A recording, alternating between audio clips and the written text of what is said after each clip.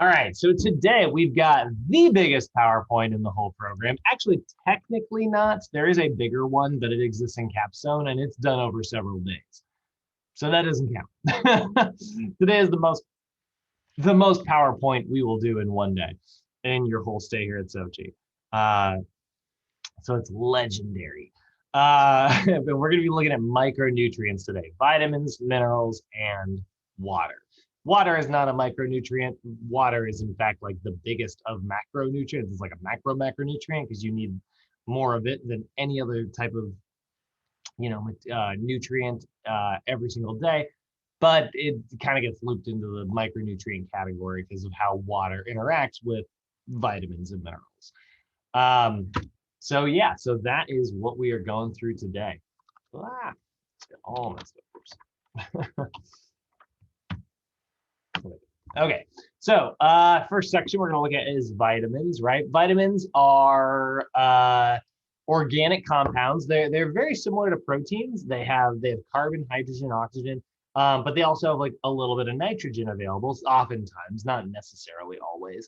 But they don't have any calories. They don't have enough of any of those things. They don't have enough carbon to be broken down into like glucose. And they don't have enough like energy trapped within them to supply you with any calories. So vitamins are calorie free, but their job is a lot of times they act as like precursors for specific physiologic processes. So for instance, like vitamin K is really important for blood clotting. It interacts with our blood cells to make blood clotting effective and happen. Vitamin E is what helps synthesize the production of new skin cells and like your healthy oils that are on your skin every day, which protects you and keeps you healthy. And then all of the B vitamins, which there's a lot of them we're going to go over today. Those friggin' B vitamins are responsible for allowing, they're acting as enzymes for the Krebs cycle. So it's allowing us to metabolically produce stuff. So, vitamins are really, really important for these physiologic processes, right?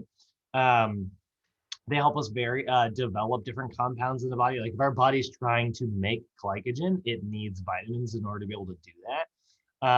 And so it needs to be able to take, certain B vitamins and be like, I'm going to use the energy, or I'm going to use the components from this to allow me. It sort of kicks off an enzyme, and we store glycogen, and then also like breaking it down. That also takes a different type of B vitamin. So very much related to our glucose metabolism.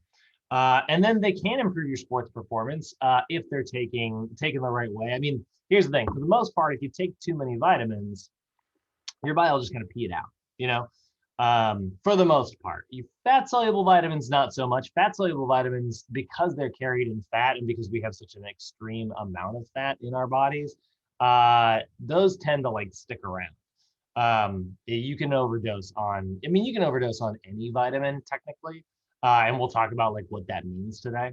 And when I say overdose, it just means like you'll have a couple adverse health effects. It's not as extreme as something that's really bad for us. But like too much vitamin A can turn your skin, this kind of orange color. Too much vitamin E can turn it kind of a yellow color. And then like lycopene and things like that can turn you red. So there's so things like that, and that's because of like a lot of like fat soluble vitamins kind of stick in the body. So we want to talk about making sure that we get enough vitamins, but also not too many. And that is where we've got our DRIs coming back, right? So the DRIs, your dietary reference intakes, right? It's the reference for how many you should be eating in your diet. Are going to be there's really one of them that we pay the most attention to, and that's the RDA, the recommended dietary allowance. This is the average nutrient that's sufficient to meet the needs of pretty much 97 to 98% of people, right? It's technically 97.5. I don't know why they picked the number 2.5 to be like, we have a 2.5 error. I'm not sure why that was the number.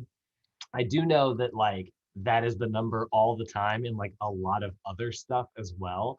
I don't know what's so significant about the number 2.5, but scientists love it. I always want to know the stories behind stuff like that, but But your RDA, this will meet the needs of most of a population, about 97, 98% of the population, in like a particular like life stage or a particular like gender group. So your RDAs, there's a men's RDA, there's a women's RDA, there's a senior RDA, there's a kids RDA, right? And so that's where you'll see like when it says, when you look on like a dietary label, right? Vitamin and mineral supplement,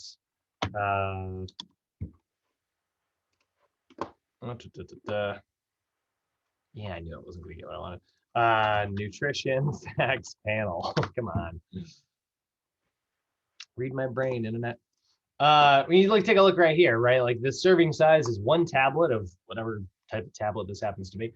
And it has 2,500 IU of vitamin A. So we do use like, this is international units of vitamin A there. So a little bit different, right?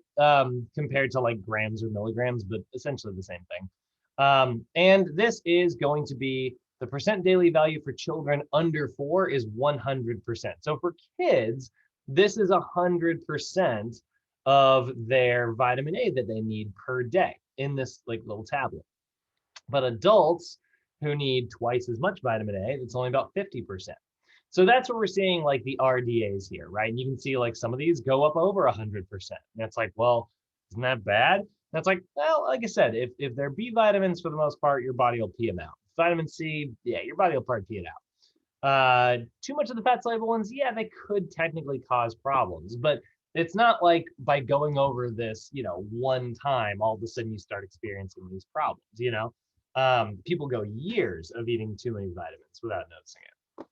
So if we were looking at like these two populations here, we need to figure out like how to meet the needs of at least half of them, right? Well, that's where we would come up with the EAR, the estimated average requirement, right? This is the average amount of intake that's estimated to meet the needs of at least 50% of a population or a gender group. Oftentimes we'll use this as like men or women, right? And if this is like, your estimated average is like, okay, here's how much we think people actually get, when we look at like the estimate.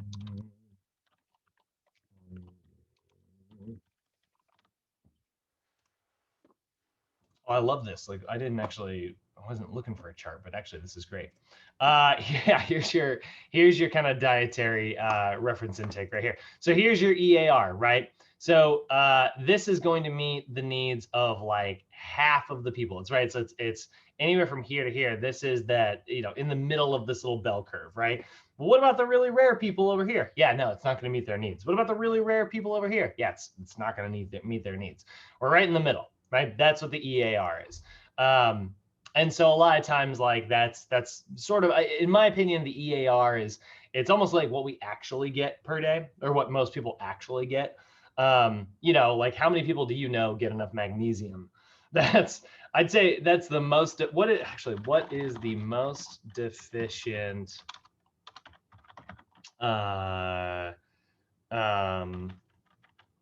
nutrient worldwide?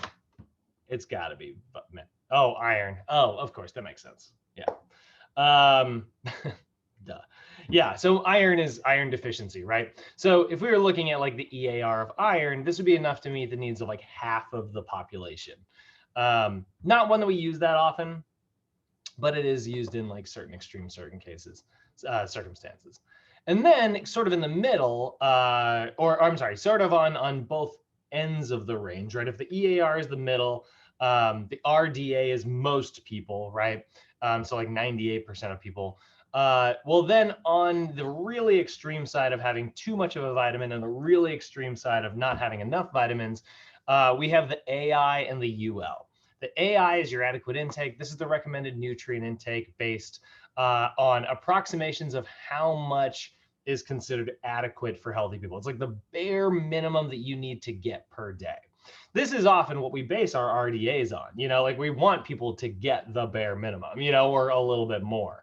But adequate intake is like, it's if we can't figure out like an RDA for something, if we can't like determine an RDA for like a specific like nutrient, because like, you know, there's just so many different populations out there, and like maybe we don't 100% understand it, right? We will instead use like an adequate intake level. This is a really good example of like how we actually have like sulfur recommendations. Sulfur is an essential nutrient, right? You know, sulfur, this stuff. The stuff that smells really bad that we use in dynamite to blow stuff up, you know, like, you know, this is actually an essential nutrient. It's part of your stomach acid. But if we look at like sulfur RDA, it's very hard to determine. It's a very hard like amount to determine. You can see, I'm assuming each of these is different scientists who have been like, you know, this is how many we think we need. And everybody kind of came up with a different number here. I mean, look at how much these are ranging around. So there really is not like a specific RDA for this specifically, but we do know that we need some of it, right? It does have to be in your diet. For the record, luckily, you don't have to work very hard to get it. You'll actually get plenty of sulfur if you eat like eggs, like hard-boiled eggs. You know, that's actually why they have kind of that pungent smell. Or if you think of like, you actually get a lot of it from your tap water as well. And then we've got the tolerable upper intake levels, and this is the highest amount of a nutrient that, you know, once you get past this, it starts to cause like problems, right? So I showed this video in the evening, but I forgot to show it to you guys. So what happens if you eat too much of like a vitamin or a mineral, right?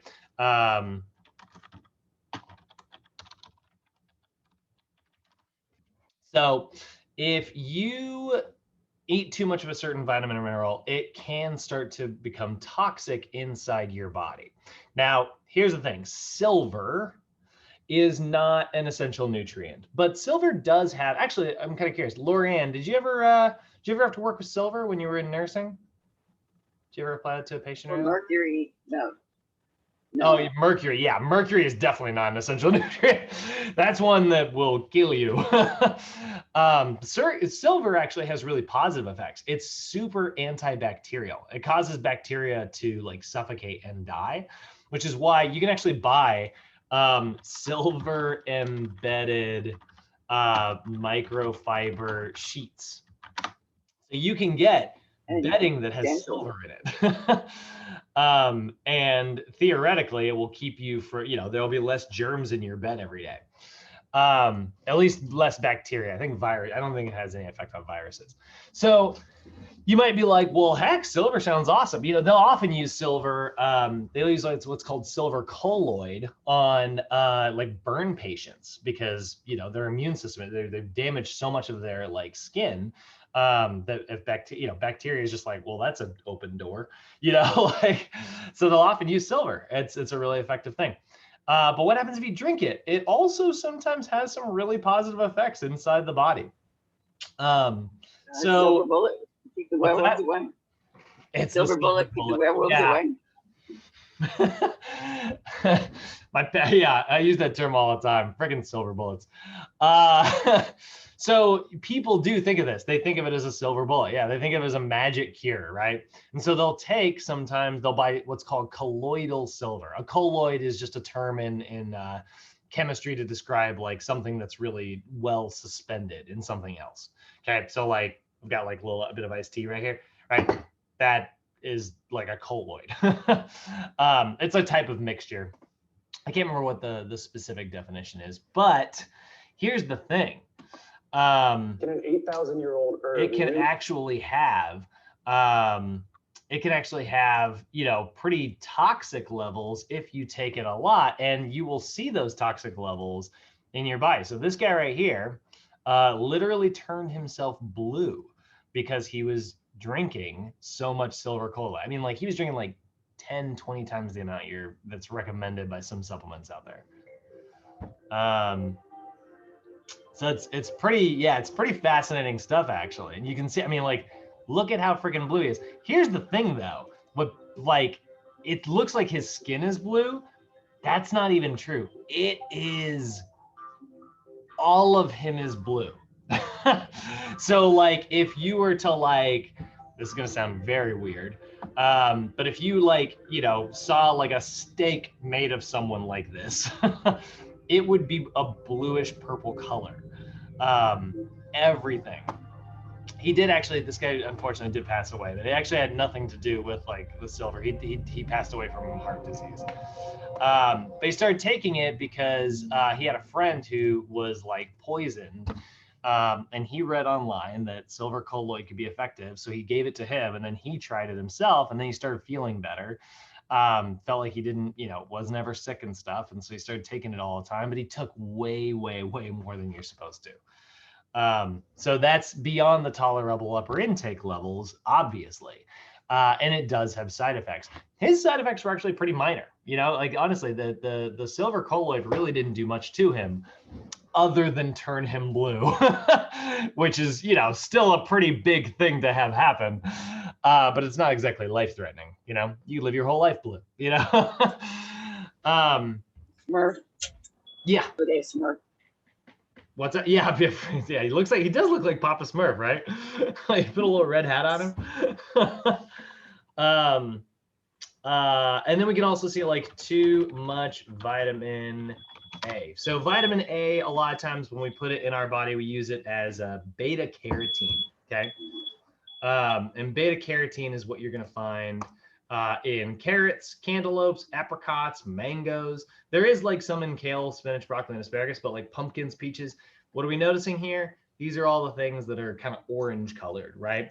Well, if you eat a lot of vitamin A, this can happen. You can actually kind of turn yourself sort of a bright orange color.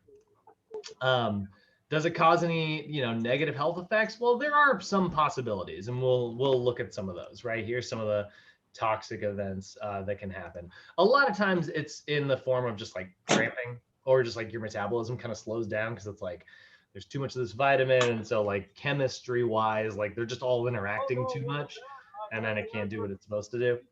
So anyway, nothing you really have to worry that much about. Don't worry about overdosing on vitamins unless you're taking like a fat soluble. And by the way, generally you will see vitamin supplement nutrition facts. When you do look at like a vitamin, sometimes you will actually see where it says, I guess that's not that much, 80, 100%. There's 133% of vitamin E. So that's a little bit too much vitamin E, but like, is that going to cause you problems? Probably not. Here's 1,600% the amount of biotin you need. That's B6, I believe. Or no, B8. That is, way more than you need. But it's a water soluble vitamin. So what happens when you buy customer service right now and find out why they keep doing that? Go ahead and do that.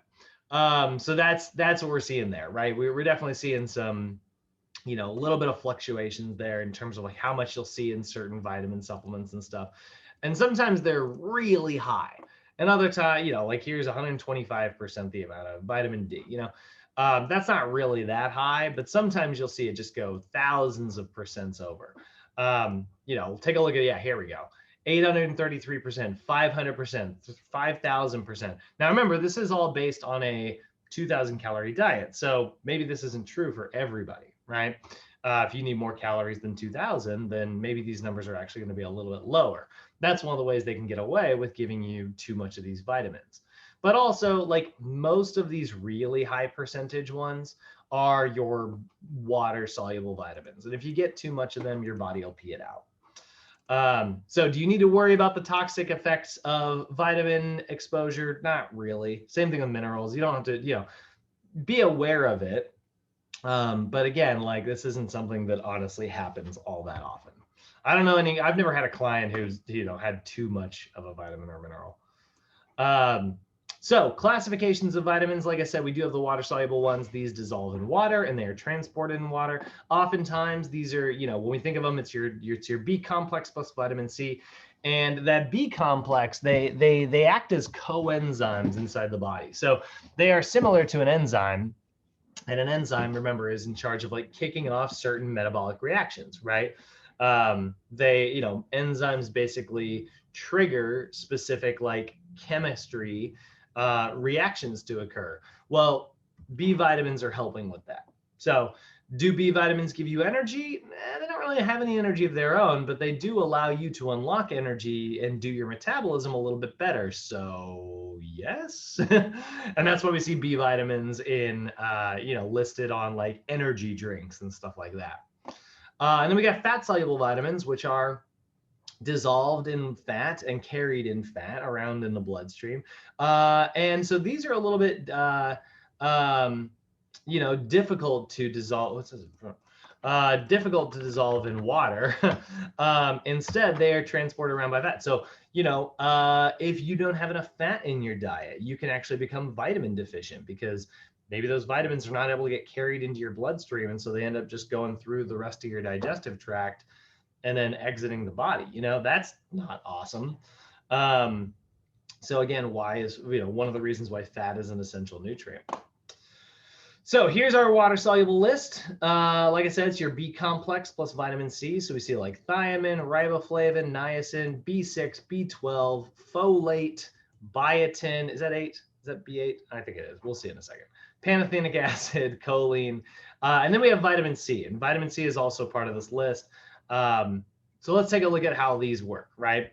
Like I said, this is where we're going to kind of move fast through these slides. So thiamine, vitamin B1, very important for like energy production, right? Helps us develop our nervous system. It converts into glycogen, but it also breaks down glycogen. So glycogen reactions are very important thanks to thiamine. So we're thankful for that. Deficiency oftentimes is going to be caused when people are eating like super highly processed foods. But luckily, there's a lot of really good sources out there. Whole grains are a really great source. Legumes are a really good source, like beans. Wheat germ, which is kind of associated with whole grains, in my opinion. Nuts, and then certain fortified foods, sometimes they'll fortify with thiamine. You'll see it in like rice and things like that. And then one big one that you're going to see is pork. Here's the thing. Pork is very high in saturated fat and very high in cholesterol. So a lot of times like pork is something kind of to be avoided. But what's kind of interesting is it is absolutely packed to the brim full of B vitamins. So if you did have someone who is like B vitamin deficient, pork products in particular, you're going to see it. You're going to see this literally on every one of these B vitamins. So that's what's kind of funny. And a lot of like animal products. Then we got riboflavin. This is known as B2. Riboflavin, by the way, is what you've seen. If you've ever taken like a multivitamin before, and when you go to go pee, it looks like freaking highlighter fluid, like bright yellow. That's actually extra riboflavin being peed out. That's your body going, yeah, we didn't need all this, and so it's getting rid of some of it. And so you're seeing it in this bright yellow color.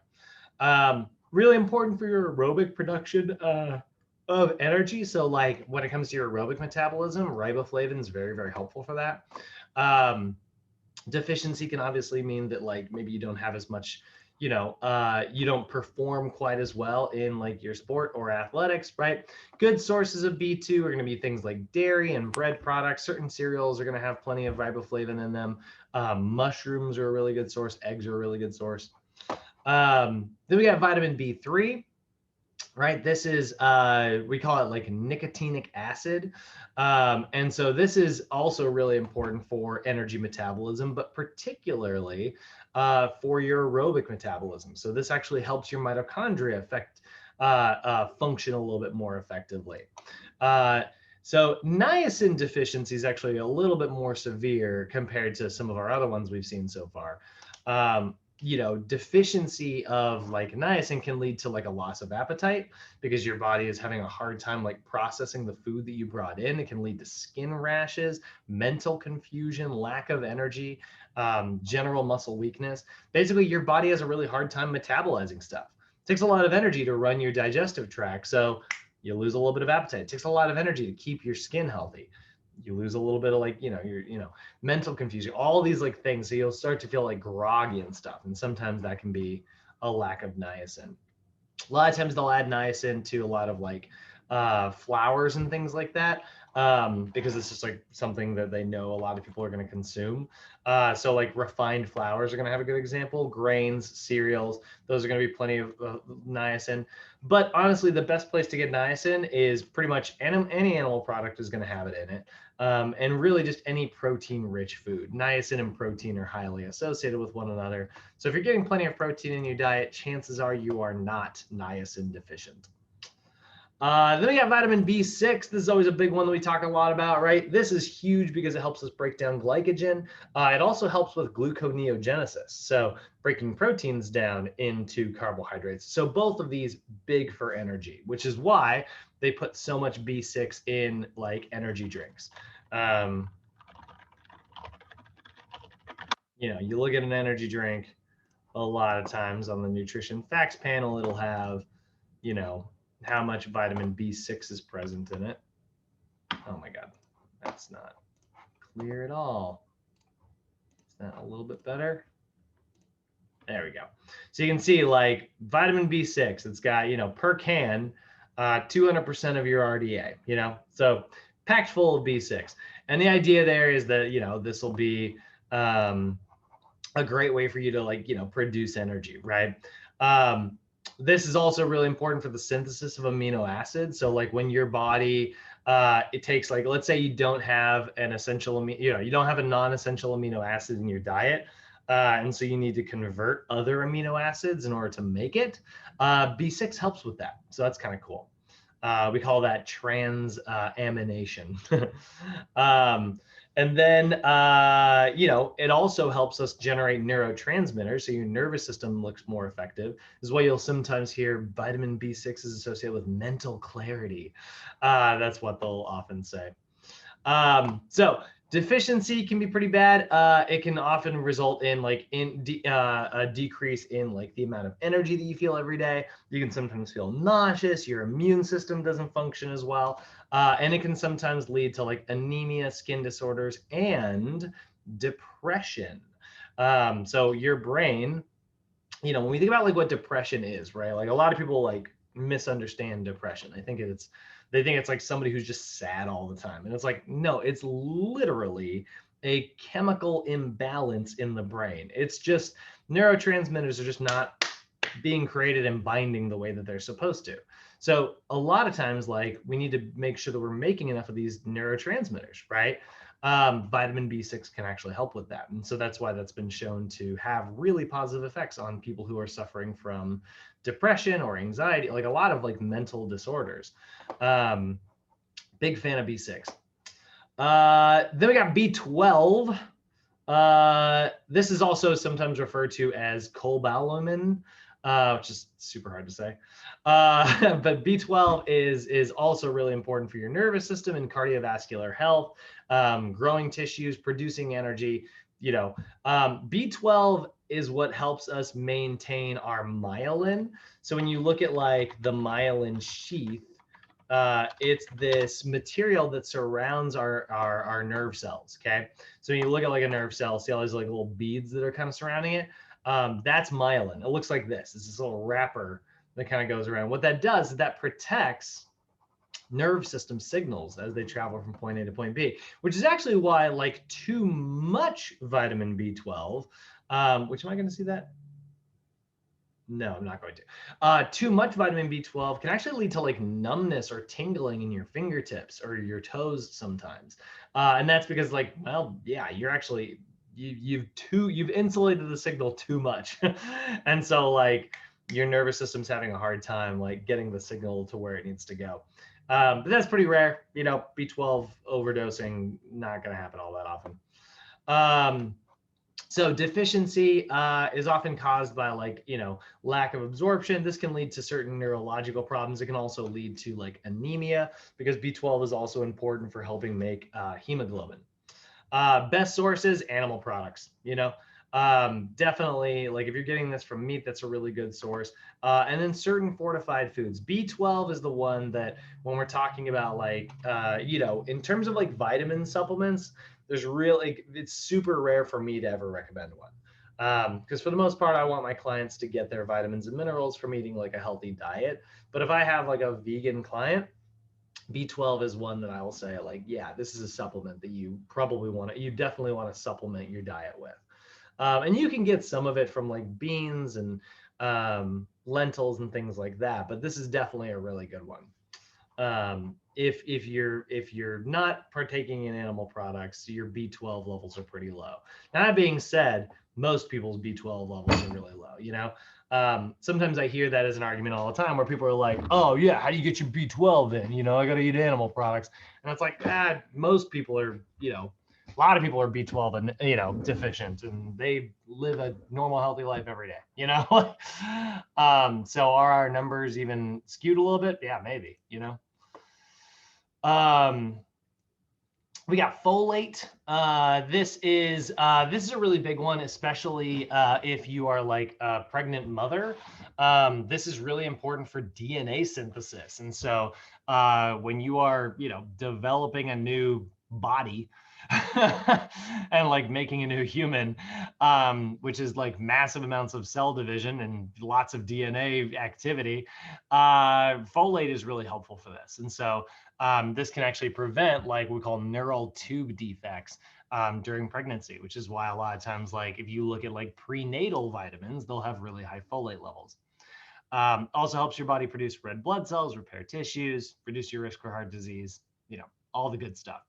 And this is one where you'll find like, yeah, you find this in meat every now and then, but a lot of plant-based sources are actually really good for this. Like spinach is packed full of folate, fortified grains, things like that.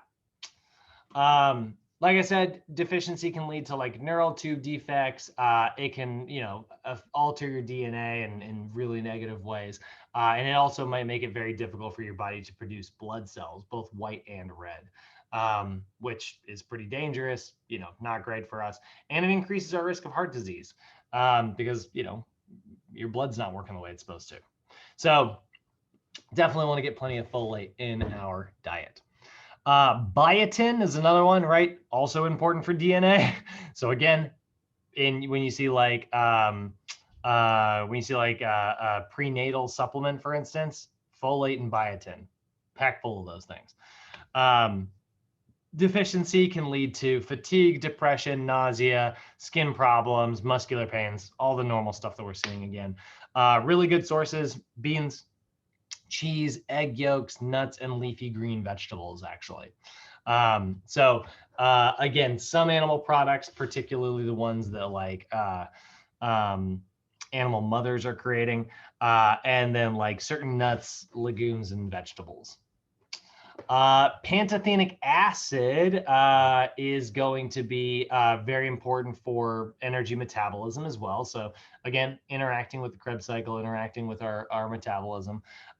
Deficiency can lead to fatigue, sleep disturbances. So actually it has a hard time sleeping, which is kind of funny because you would think that like you're so fatigued, you would think you would just be sleeping. But actually they kind of interacts with one another, and it's like, yeah, now you're having a hard time sleeping. So you're exhausted, but you can't sleep. That sucks. Nausea, hypoglycemia, so low blood sugar levels, because again, you're not able to like utilize carbohydrates the way you're supposed to, which can also lead to muscle cramping. Really good sources of pantothenic acid are beef. This is why we don't really see this one very often. There's a lot of beef in the United States, poultry, fish, whole grains, a lot of stuff that we have a lot of access to. So deficiency in pantothenic acid, pretty rare.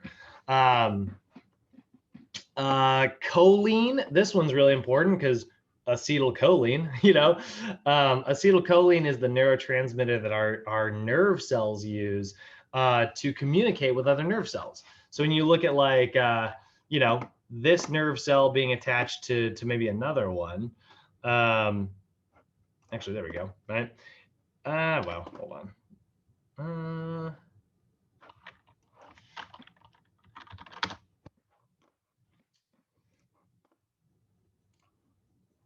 So you see like this nerve cell here is sort of interacting with this connection over here. This could either be like another nerve cell, it could be a muscle cell, right? The way it's connecting is it's releasing neurotransmitters, and that triggers the next event to occur in this cell.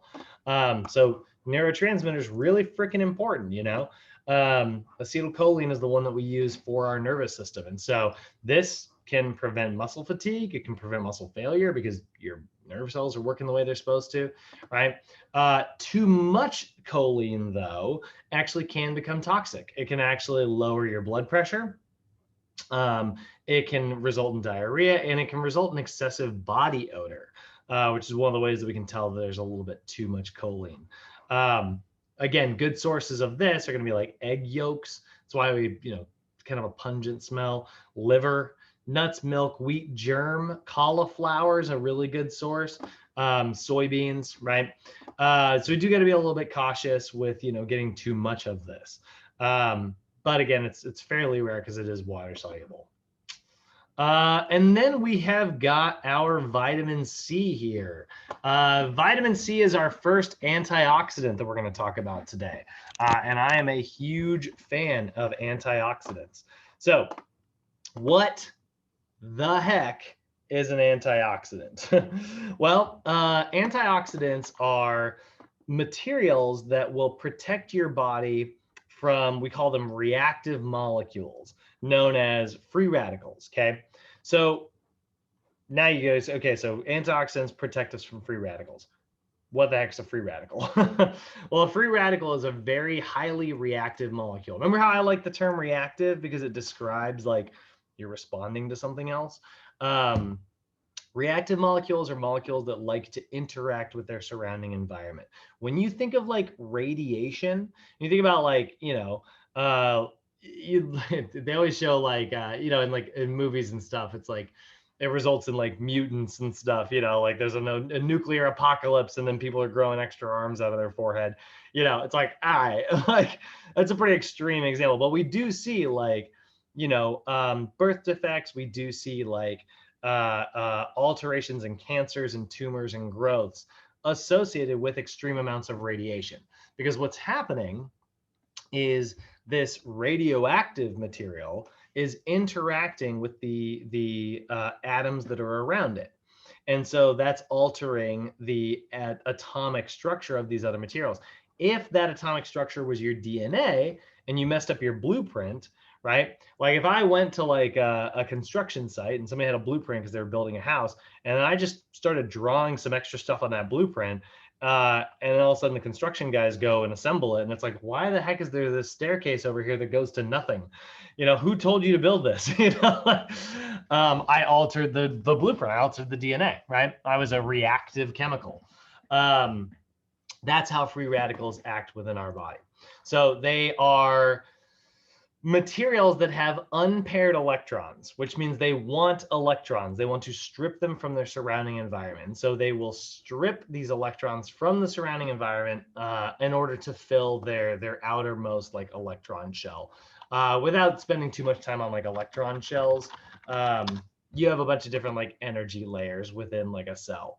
Yeah, here's a really huge one, right? So this is how chemistry, like this is how chemicals are trying to like bond together. So you have two in this first shell. And so if you had like, this is why H2O, right, is able to bond together each other so easily, is because this outer shell has space for two electrons. And if you take like hydrogen plus oxygen, they all kind of complement each other and they fill out these first two layers here, which is why H2O is so common. It's very easy to come by. 2 parts hydrogen, 1 part oxygen. So I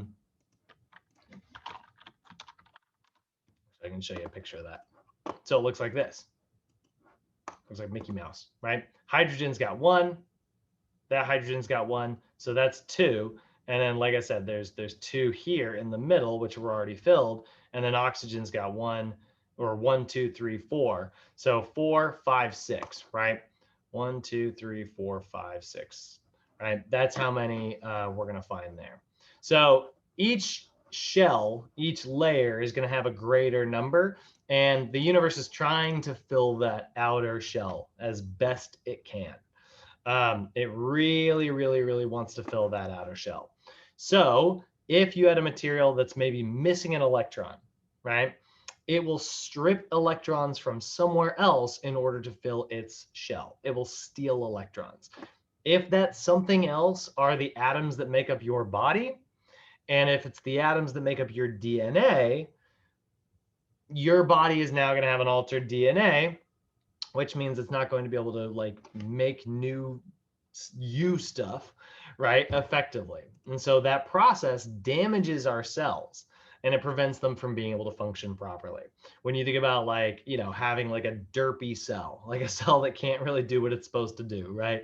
And then like that cell divides and copies itself, but because it's imperfect, it makes an imperfect copy. And then now you have 2 imperfect cells, then you have 4, and then you have 8, and then you have 16, right? And now suddenly you have this massive, cells that aren't going to do anything. They're non-functioning and they're taking over tissues and they're keeping tissues from being able to function the way they're supposed to. That's why free radicals cause cancer. And that's what we are trying to avoid, right? So how the heck do we protect against that stuff, right?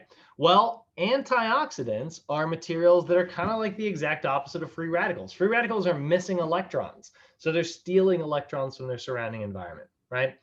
Antioxidants have extra electrons and they are willing to donate them away, which makes the free radical happy. And now all of a sudden it's stabilized, it's not going to hurt anything anymore.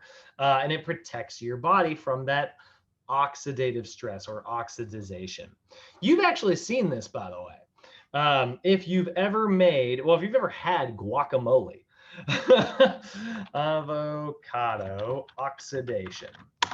So the electrons that are flying through the air every single freaking day are going to oxidize material. If you've ever cut an apple and then that apple starts to slowly turn brown, if you ever look at like an avocado and it starts to slowly turn brown, what is happening is like the materials in that avocado are oxidizing. The oxygen is damaging the materials in that avocado.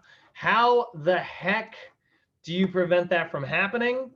Well, when you're making guacamole, what do?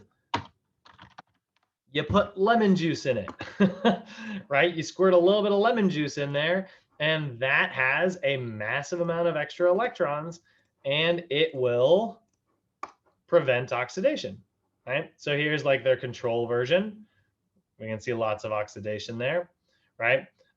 Here's where they added water. They were trying to like look at the different materials and like antioxidation, but you can see water didn't do anything. Olive oil maybe had like a little bit of an effect. A plastic baggie, which is just trying to keep oxygen out. But lemon juice, look at how freaking well lemon juice worked, or an onion. Onion worked really well too. So onions, lemons, those things are packed full of extra electrons. They have antioxidant properties. Vitamin C, foods that are high in vitamin C, lemons, will protect against oxidative stress. So really, really important function of vitamin C there, right? And then we're going to see some other antioxidants here in a little bit as well. Vitamin C is also really important for making certain hormones. It's also, deficiency can lead to scurvy, which is what we usually we think of scurvy, we think of like pirates. But it can happen really to anybody. But what it is lack of vitamin C. This can cause your teeth to rot. It can cause bleeding gums, ulcers throughout the rest of the body. Really dangerous stuff. I appreciate it. What's that, Lorianne? Oh. And then we've also, so where are we going to get them from? Well, you're going to find lots of vitamin C in citrus fruits. I know everybody's thinking of like oranges, right? Lemons, tomatoes are a really good source. Potatoes are actually a really good source of vitamin C. Kiwis are a really great one. Green peppers, leafy vegetables. Most of like your veggies are going to have some vitamin C in them. Broccoli is a really good source, So definitely want to make sure we're getting plenty of that in our diet. Any questions on the water soluble stuff so far, guys? Nope. No. Let me tell you really quick. My in the mall years ago, my they had the little vitamin C chewable things, and so my older brother, so they put them in the caps. I don't know how many of these they got a hold of, but when my brother got home, he'd eaten so many vitamin C chewable like cherry things. Oh. He was in the bathroom for so long. He never touched them again. Yeah, absolutely. Yeah, that's why like Flintstones vitamins, right? Yeah, those things will get you, man, when you're a kid. um, I feel like most kids have had like a story like that. There were times where I got into stuff I wasn't supposed to, and it made me so sick. All right, so then we've also got fat soluble vitamins. Vitamins A, D, E, and K. Remember ADEC, okay? So vitamin A is a group of what we call retinoids, right? So retinoids are not necessarily, retinoids look really similar to vitamin A. So they act like vitamin A in our body. So when you see like retinoic acid, retinol, or retinol, retinol is what they'll usually add to foods. When you look at it, a lot of times like you'll see they're adding retinol to certain foods. And so like they'll use it as like orange dye sometimes in like foods to like make a food like look a certain color, in fact, actually, you want to hear a really gross one? This is everybody's favorite every year, right? The pumpkin spice latte. Orange color. The way that they get that, because there's no actual pumpkin in a freaking pumpkin spice latte. Oh, that's so funny. Color coming from. Is it turmeric? It is not turmeric, although turmeric is super high in vitamin A. It's going to be way grosser than you think. All right, I'm just going to give it away. So the color, the orange color, and this isn't true anymore, but because the internet found out about it and everybody freaked out. But it was red number 40. Is that what it was? No, okay. It came from bugs. It came from a specific South American beetle. Where the heck is it? I'm not finding this. Yeah, it freaked everybody out, and then they changed the formula, and they don't use that anymore. But like they were using the food coloring coming from beetles.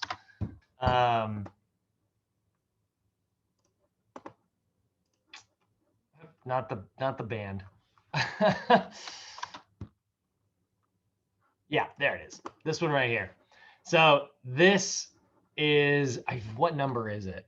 I want to say it's like red number 40, but they'll put it in things like ketchup.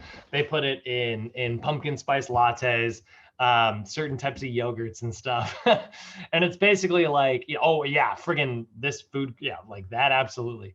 So like red food coloring, it's crushed up bugs.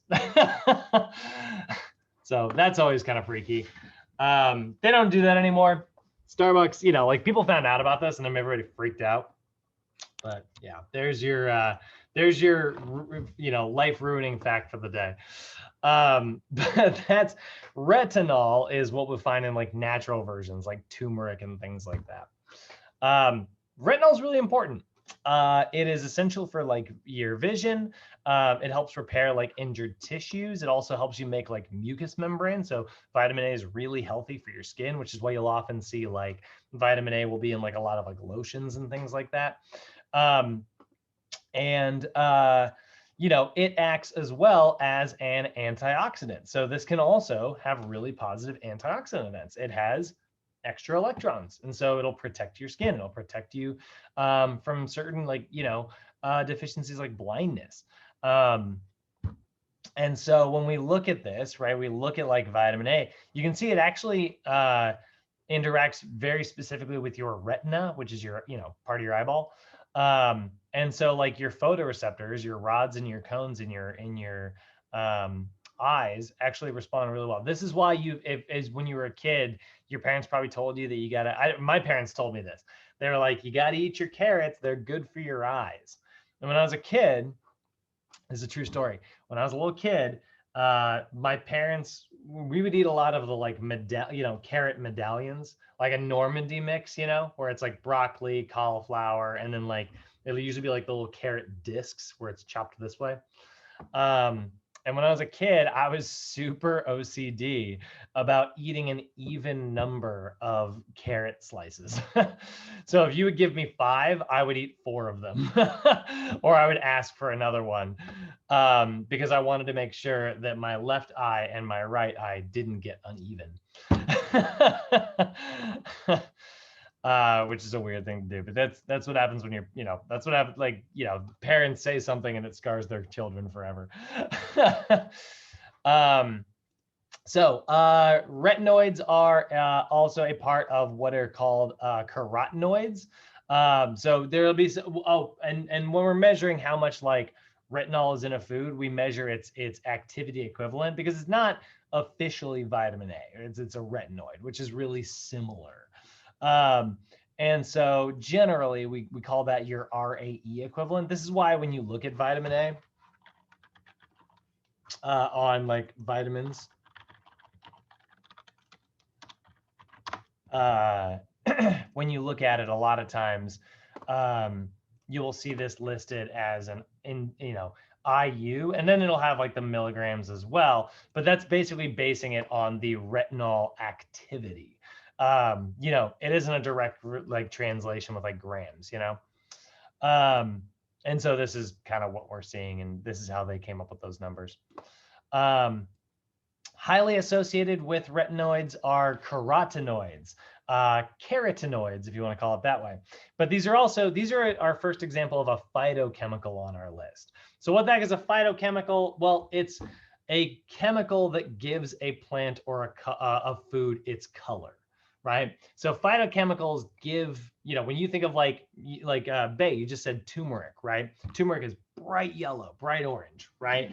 That's because it has a lot of carotenoids in it, which means it's going to be very high in retinol. So yes, turmeric is absolutely packed full of vitamin A. Phytochemicals, all of them, and by the way, there's lots of them. They're slightly different. They're not like, we don't consider them essential nutrients, but they are freaking essential.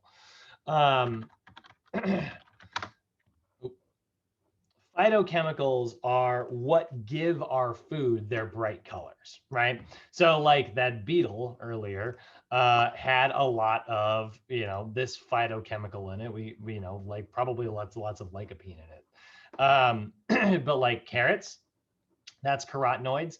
Tomatoes, that's going to be from lycopene. I can't remember what the brown one is. Blueberries, you're getting that from like cyanines. All of these like different, phytochemicals are giving our foods their colors. And they all have really positive health benefits, which is why, again, when I'm telling my clients like what to eat, I often don't tell them specifically what to eat. I just tell them, hey, try to make every plate as colorful as possible. If you do that, you're going to be in pretty good shape. So those are your carotenoids, and they have really positive, they're antioxidants, they boost your immune system. Obviously, if they're antioxidants, they prevent cancer. Fruits and vegetables with color, the best place to get your vitamin A. Eat something orange.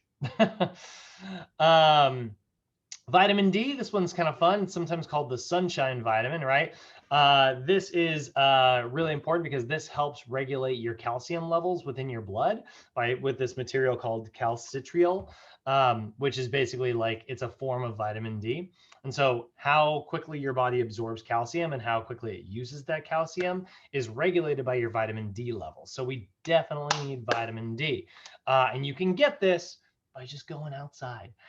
We actually absorb vitamin D passively through sunlight, which is really nice. You can obviously also get this, if you are training indoors and stuff, you can obviously get this from milk and products and things like that. They'll often add vitamin D to it.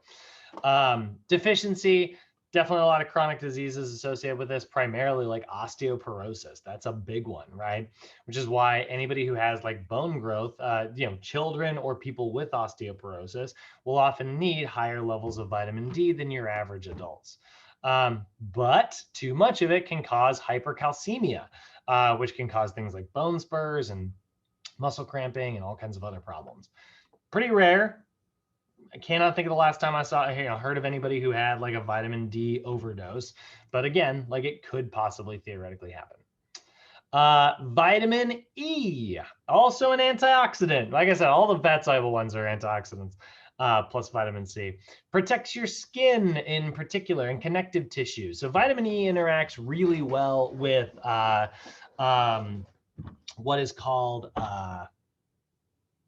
keratin, and it interacts very effectively with collagen, both things that are found in your skin and connective tissue. So this can protect your cell membranes, which obviously protects your genetic materials, which obviously prevents cancer. So again, big fan of that. Get plenty of vitamin E in your diet. Good sources: fortified cereals, plant sources, animal products. Vitamin E, you will often find in like a lot of foods, like avocado, a lot of fatty foods actually, like colorful fatty foods. Eggs are a good source. Avocado is great. Olive oil, packed full. Walnuts, fish oil, but then you'll also get it from like really brightly colored. I always think of yellow when I think of vitamin E. So like yellow bell peppers, but then obviously like red and orange will have a little bit as well. But I always think the color yellow because I think of like fish oil, olive oil, corn. You know, that's a lot of really good sources of vitamin E. And that's not a rule, by the way. That's just something that I keep in my head. I think of like what's similar to yellow, you know, and that honestly will get you a long ways. Vitamin E also interacts with vitamin K in really specific ways. Vitamin E and vitamin K are like buddies. They're like, you know, two cops in a cop movie. They interact with each other really, really, really well. So deficiency in vitamin E can actually cause like the maldigestion of lipids. Your body will actually have a hard time breaking down lipids because like part of your bioproduction. And so that can, you know, also result in like your cell membranes breaking down. Again, like it's good for your skin's health. Too much of it can actually affect vitamin K's ability to clot blood. We're about to see how vitamin K is essential for blood clotting. Vitamin E, if you don't have enough of it, vitamin K can't do its job. It's like depressed without its partner, you know. Riggs and Murtaugh, they need each other, you know. And so vitamin K is going to kind of depend on vitamin E and vice versa. Vitamin K, really important for blood clotting. Like I said, it also assists in the mineralization of calcium. So now vitamin K is also kind of interacting with vitamin D. Pretty important, right? Deficiency can lead to hemorrhaging. Basically, if you cut yourself and you're like, oh, it'll okay, you know, that'll stop bleeding in just a moment, and then it doesn't. That's because your blood's not clotting effectively. You could need some vitamin K. But guess what? What do you think happens if you have too much vitamin K? It can cause blood clots. So good sources are green leafy vegetables, milk, eggs, cereals, and fruits. Too much vitamin K can be bad though. This is actually why I like my grandma, who is on a medicine that can cause blood clots, has to be a little bit cautious sometimes. Spinach is actually kind of a no-no for her because it has really high vitamin K levels. Do you have to worry about it? No. Get as much vitamin K as you can. Like, you're not, unless you have blood clots to worry about, in which case, okay, yeah, talk to your doctor, you know? So we talked a little bit about free radicals earlier, right? Remember, they are a reactive molecule that has an unpaired electron, right? They like to damage tissues because they are going to steal electrons, right? So here's where like a free radical, which we can see it has one electron, it's missing its other one, right? And it's going to steal it from your cell membrane, right? And now all of a sudden your cell membrane is going to get all jacked up, right? But if you had vitamin E or vitamin K or vitamin A or vitamin D or vitamin C, any of those antioxidants, it will come along and donate its electron, right? So we see here's a free radical with this one electron, and it wants another one, right? It wants to have two in the first layer. And vitamin C's got this extra little electron over here. And so what it does is it donates it to this side. Boom, now this is stable, it's happy, it's not going to steal it from your cells. And then vitamin C will go on to do whatever else it does in the body and then get peed out. So really important to make sure that we have lots of, this is why you will hear certain cancer patients will go vegan. Is that because meat is causing cancer? Well, there is some evidence, but not enough, like in my opinion, strong actual scientific evidence. Although you will hear that argument sometimes. The real reason why most people agree that it has been shown to work is because vegan diets are packed full of nutrients. You know, it's a lot of plant-based sources of food, which are high in antioxidants and vitamins and minerals. It's also why certain cancer patients will go on juice cleanses and juice things and they'll drink juices like crazy. They're packed full of vitamins and minerals. And they're coming from like natural sources rather than like a pill, which that's the other thing. What about getting, what if you're deficient in these things? Should you take a vitamin pill? Should you take a vitamin supplement? Maybe. But honestly, guys, like there is not a lot of actual like real evidence that suggests that taking vitamins actually, there's never been proof that it will replace food. It's like your body just knows that it's not getting it from a natural source, so it just doesn't absorb it as well. But is it a way to hedge your bets? Yeah, maybe. Me personally, I don't take a multivitamin. My roommates do. A lot of my clients will ask me, should they take one? And my stance on it is always the same. I say, it will not hurt you unless you are struggling financially. It could theoretically be a waste of money, but it's not really going to cause too many problems. That's my take on supplements, vitamin supplements. Certain supplements work really well, by the way. We will absolutely talk about certain supplements. Oh, Jerica, your camera came undone. Just so you're aware, we can. So that's where maybe take a vitamin supplement. Maybe it'll help, stabilize your free radicals, But ideally, guys, just try to get as many phytochemicals as you can. They are also antioxidants. Phytochemicals, they're not nutrients. They're not the same as like vitamins or minerals, but they are heavily associated with them. Lycopene, right? Really important for like men's prostate health. Guys should eat tomatoes. Organosulfides, which are found in like cruciferous vegetables, right? Broccoli, cauliflower, cabbage, things like that. All those are really, really good. And here's where you're going to find them. Allium, which is what gives garlic and onions. They're kind of pungent. It's actually, prevents antioxidant. It's an antioxidant. That's why onion worked on the avocado earlier. Anthocyanins, these are found in like blues and purples, like blueberries, grapes, cherries, raspberries, really good. Carotenoids, yellows, reds, pinks, really, really good. Green tea. The reason they say green tea is an antioxidant is because it's got catechins, I think is how you say that, or catechins. It's got Kate's chin in it. That's why green tea is so good for you. Flavonoids, indoles, isoflavones, like lignans, lycopenes, phenolic acids, all freaking good stuff. Again, color. Green tea, great source, right? Matcha, really good source. Grapes, green leafy vegetables, right? There's a lot of ways to increase your phytochemical intake. Maybe you're eating like oat milk instead, or soy milk. Soy milk has got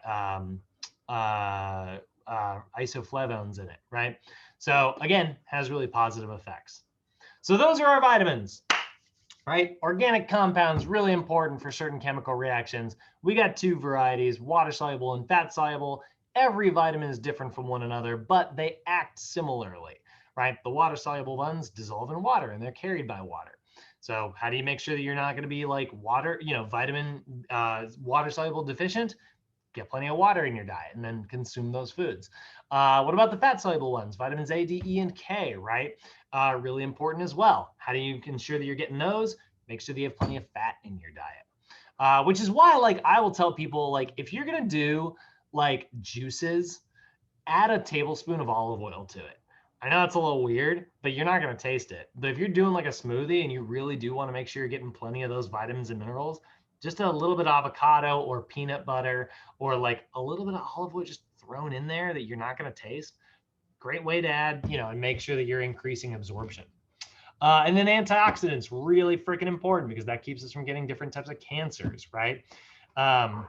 That's what cancer is. It's just a messed up blueprint of your DNA that copies itself over and over and over again, right? If you made an imperfect, you ever see the movie? Has anybody ever seen the movie Multiplicity?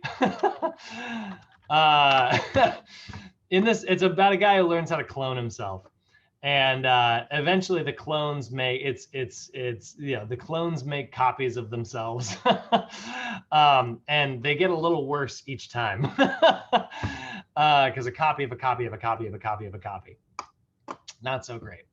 For the record, that's also where a lot of birth defects come from. So those are your vitamins. Questions, comments, concerns? Anybody?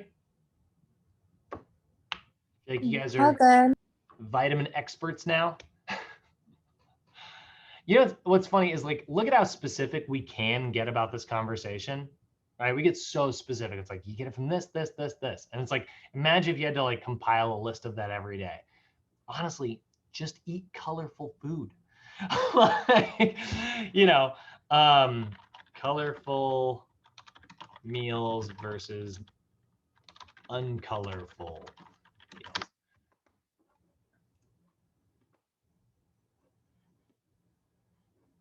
I was hoping to find like a crappy meal. I mean, honestly, here, yeah, it's actually not that hard. All right, look at this colorful meal right here. Look at these tacos, right? It's a whole bunch of like little mini tacos. All right, now, taco from Taco Bell. Pretty freaking bland. Wow, okay, actually, they kind of colored it up in that to make it look, you know, more appetizing and stuff. But like, yeah, there we go. That, like, nah, it's all kind of one color, right? Not exactly great. If you are going to eat a Taco Bell, maybe don't. But if you are, yeah, order the one that has color in it. You know, like, that's the best thing you can do. All right. So let's take a look at minerals. Minerals are the inorganic stuff, right? This is, you know, when you think about like minerals,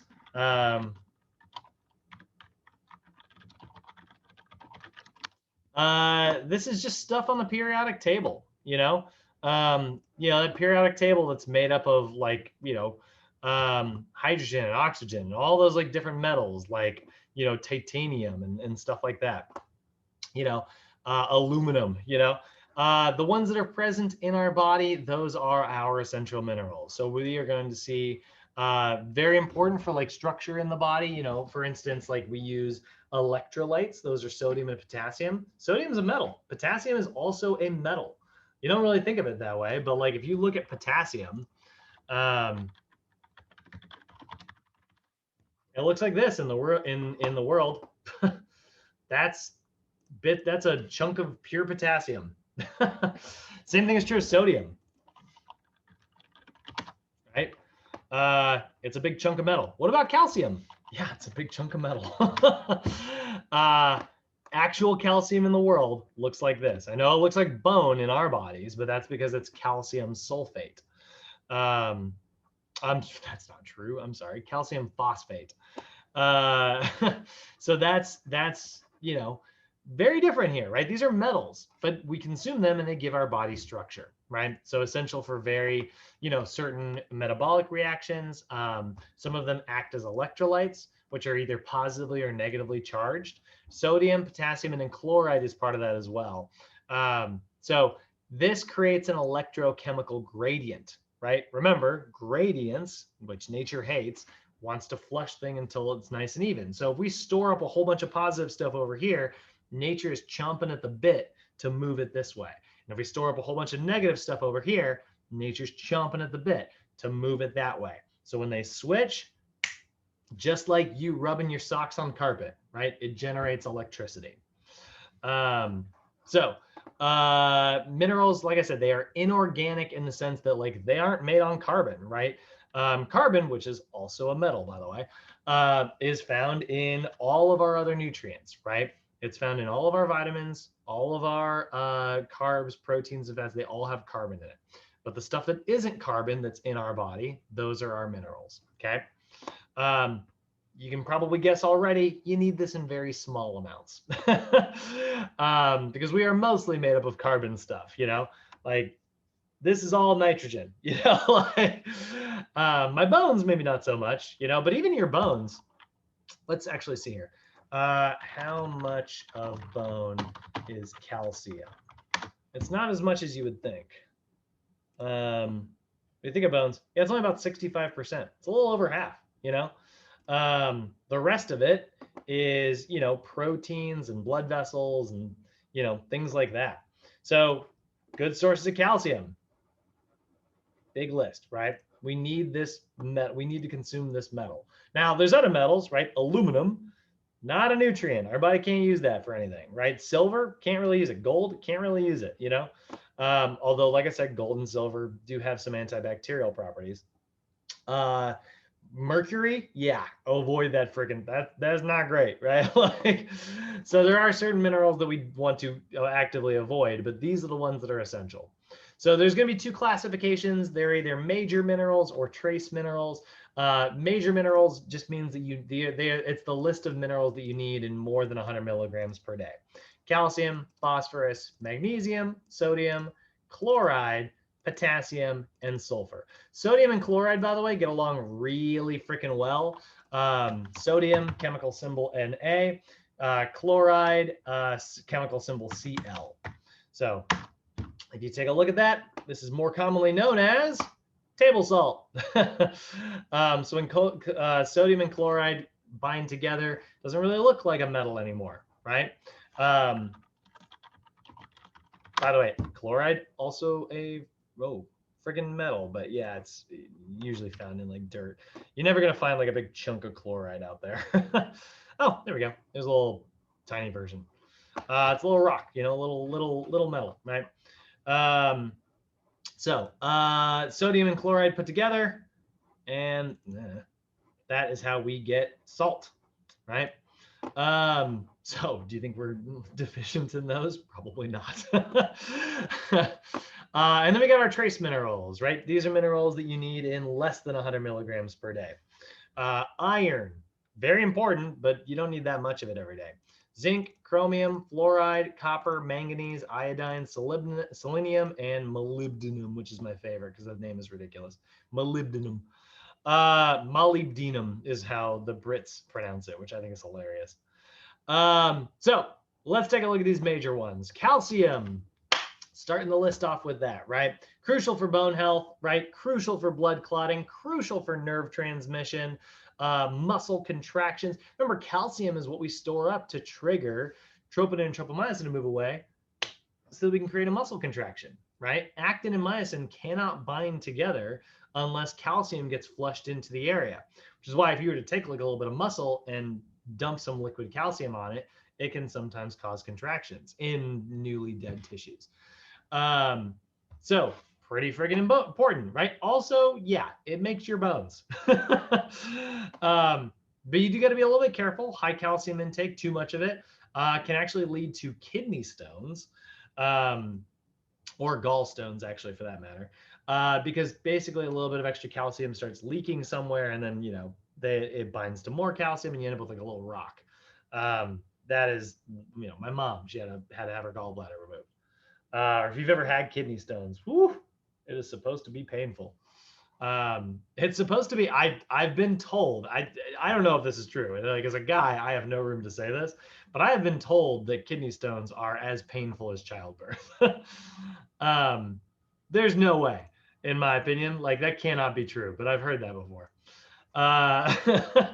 So then we got calcium. Deficiency can lead to osteoporosis. We know that's not great, right? Because then like your bones are not going to be able to mineralize effectively, and so they're going to lose density and they're going to be a little bit weaker. Maybe they have plenty of protein, maybe they have plenty of collagen, but without that hard material, they're more likely to fracture. Good sources, dairy products. That's the classic, right? Milk, yogurt, cheeses, things like that. But there's really good sources in green leafy vegetables. Certain orange juices will be fortified with calcium a lot of times, and certain grains and cereals will also have plenty of levels in them. So we live in the US. We're going to probably talk about milk. You know, I remember when I was a kid,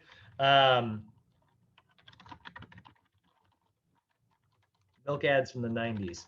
They were intense, man. This was like, all this stuff was just like plastered all over my school. As a bunch of celebrities drinking, you know, they had milk mustaches, right? Remember the Got Milk ads from back in the day, right? Yeah, the dairy industry has got its claws in deep when it comes to like the US's health recommendations. But take a look. You can get plenty of it from tofu. You can get plenty of it from sesame seeds, sardines. Whoa. But that's because sardines, you'd be literally eating the bones of the animal. Yeah, if you're eating bone, by the way, that'll also be a great source of calcium. Um, Soybeans, collard greens, spinach, kale, and then certain types of beans will have it in there as well. Then we also got phosphorus. Phosphorus, really important. You remember your bones are made up of calcium phosphate, right? We also have ATP, adenosine triphosphate. So phosphorus, pretty freaking important to have in our body, right? Gives our cells membranes, act as enzymes, right? Lack of phosphorus can lead to bone malformation, similar to lack of calcium, because again, calcium phosphate can lead to bone pain, muscle weakness, right? Good sources are generally found in like different types of meats. Lots of phosphorus found in meats because again, those are animal cells, and so they have a phosphorus membrane, right? So lots of phosphorus located in like meat, fish, eggs, and dairy. But again, where can you also get them? From things that are like very fatty source of food elsewhere. Nuts, legumes, and cereals will have some in there as well, but nuts are a really great source. You're going to get plenty of phosphorus from, almonds and walnuts and things like that. So you can see here's all the animal examples, right? Cheese, beef, yogurt, sunflower seeds, full of phosphorus, bran cereals, full of phosphorus, milk, and then down here a little bit less, but like, chicken and oysters and lentils and black beans and peanut butter and things like that. Magnesium, friggin' magnesium is one we are often deficient in. Really important for like your enzyme function. So like your immune system needs magnesium. Your bones need magnesium. Really important. And this is one that we are often deficient in. This can lower your cardiovascular dysfunction because again, you don't have those enzymes. Loss of appetite, muscle weakness, nausea, can result in cramping, irritability, heart arrhythmia, because again, your heart relies on electrochemical signals, confusion, and high blood pressure. Need to make sure we're getting plenty of magnesium. Whole grains, dark leafy green vegetables, legumes, nuts, meat products are a really good source, especially seafood in particular. And then you can also get it from hard water. So cereal, and sesame seeds and chia seeds. Chia seeds are a great freaking source of magnesium. Halibut, almonds, a lot of nuts, cashews, spinach, things like that. If you have a water softener, if you've ever I don't know if anybody in here has ever experienced a water softener. It's where you go take a shower and it's like a major filter thing and it filters out a lot of the minerals. It's weird because you'll wash with soap and stuff, and then it will feel like you've rinsed all the soap off, but it will feel like there's still soap on your skin. You're like, what the heck? It feels like it's not coming off until you dry yourself off. That's a water softener. It pulls all the minerals out of the water. Hard water, it's got lots of little rocks in it. That's why it knocks off the soap. Sodium is another one, right? Sodium also likes to interact with calcium, which is actually why if you have too high of sodium, it can actually lower your bone density because it basically keeps calcium from going towards your bones like it needs to. Functions, we see high blood pressure, blood pressure can, that can come from sodium. But the real big thing that we need sodium for, because sodium is super important, is muscle contractions, right? Those electrochemical signals. We need that. It is an electrolyte, right? So deficiency can lead to cramping, nausea, vomiting, dizziness. And then you can end up with what's called hyponatremia, which is where when you actually drink too much water, sodium is, flushed around in water like crazy. You can actually drink too much water and deplete your sodium levels. It's really dangerous. But it doesn't happen all that often. But hyponatremia, low sodium levels. Make sure you don't do that. Good sources, table salt. It's the classic, right? Soy sauce, condiments, things like that. Canned foods, processed foods, lots of sodium in that. Smoked meats, salted foods, soups, really good sources there. We do not need to worry about lack of sodium. Our world that we live in happens to have lots of sodium. I always wondered what it would be like if we lived in a world where, you know, there was too much selenium in our food or too much, you know, vitamin A in our food, right? Be like, hey, you got to be cautious. Sodium's the only one. It's like, hey, be careful with eating too much of this, you know. Chloride interacts with sodium. This is in your stomach acid. This is a disinfectant. This is how we create hydrochloric acid, which is your stomach acid. Pretty freaking important because that's how you make sure that, like, if you ate like a virus or if you ate bacteria, it's floating around and lands on your food, right? Luckily, your stomach acid kills it, right? Chloride also chlorine, right? Found in pools is what kills bacteria in pools. It's what's found in freaking, you know, disinfectant sprays and things like that. I always, last time I taught this nutrition class, we were still, it was 6 months ago. I guess maybe it was 2 times ago, but it was, you know, deep in the middle of like quarantine, you know, and there was a certain political leader who was telling people, I don't know, maybe you could, you know, use bleach. Like freaking idiot said you could inject bleach. Yeah, that would definitely disinfect your blood. It would kill everything else too, because you have a lot of good bacteria, not to mention all the other stuff. So don't freaking do that. Do not ingest bleach. But yes, chloride is actually an essential nutrient. Get it from table salt. Don't get it from bleach. So good sources, salt, best example. And then like fruits and vegetables. Idiot.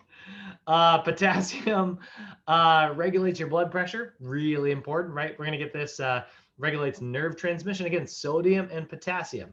Those are your electrolytes, right? So, you know, this can help with muscle contractions, balancing fluids in the body, right? Deficiency of this, we call that hypokalemia. That is low potassium levels, and that can lead to muscle weakness, cramping, loss of appetite, confusion. Good sources of potassium, spinach, bananas. Yes, bananas are a really good source. They're not the best source though. You can actually see, if you take a look, bananas are a little bit lower down the list. Potatoes, super high in potassium. Potatoes are a really good source. Even coffee, meat, and milk can actually be really good sources of potassium. But potatoes are some of your best, and tomatoes are really, really good. And then yes, bananas. I don't know how bananas got famous for potassium, but they are. Sulfur, it's another one. That's kind of an interesting one. Sulfur is, you know, there's really actually not an RDA for sulfur. We just know that we do need it. We need like organosulfides in our food. You know, they're important for us. And like a deficiency in them can mean like, you know, you don't have enough like protein synthesis in your body. Your body will have a hard time making muscle and other proteins. But we don't really have an RDA because this is actually going to be found in your drinking water. There's a lot of sulfur in fresh water. You know, it's not just hydrogen and oxygen. There's other minerals kind of flowing around that as well. And so because of that, we don't really have an RDA for this because we're getting plenty every day. But fruits, soy flour, certain breads, sausages, juices, beers, wines, you know, stuff that has water in it is obviously a really good source of like where to get sulfur from as well. Then we got our trace minerals: iron, zinc, chromium, fluoride, copper, manganese, iodine, molybdenum, and selenium. Iron, probably the most famous. That's the one that we always talk about a lot, right? Crucial for, you know, the production of hemoglobin and myoglobin, which is how we carry oxygen throughout our body, right? You can see here's iron sort of interacting with like oxygen molecules and carrying them around. Iron and oxygen, they get along really well. They like to bind together.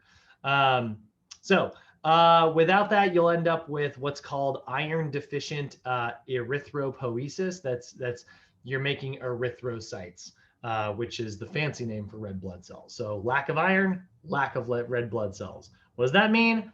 Anemia.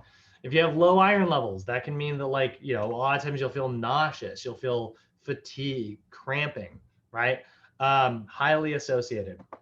Low dietary intake, very, very bad for both men and women, although this is going to be more common in women than it is going to be in men, because women are losing a substantial amount of red blood cells every week due to like menstruation. So I said every week, every month. You know, so that is something that happens and does result in a lack of hemoglobin, which is why iron deficiency is more common in women than it is in men. And anemia is more common in women. This is one of the reasons you also lose it through your sweat. So we do need to make sure we have plenty of iron in our diet, but too much of it can actually become toxic. That can cause nausea, vomiting, diarrhea. That's called hematochromatosis, hemochromatosis. And it's a condition where there's too much iron and it's building up in your liver. That can cause liver failure, can cause different types of cancers. Not great for us. Good sources, yeah, you're gonna get like heme iron from like beef, poultry, and fish. Remember, this is found in blood cells, right? So there's a lot of it found in animal products, but you can also get it from non-heme sources like soy products, dried fruits, legumes, fortified cereals. When you look at like an Impossible Burger,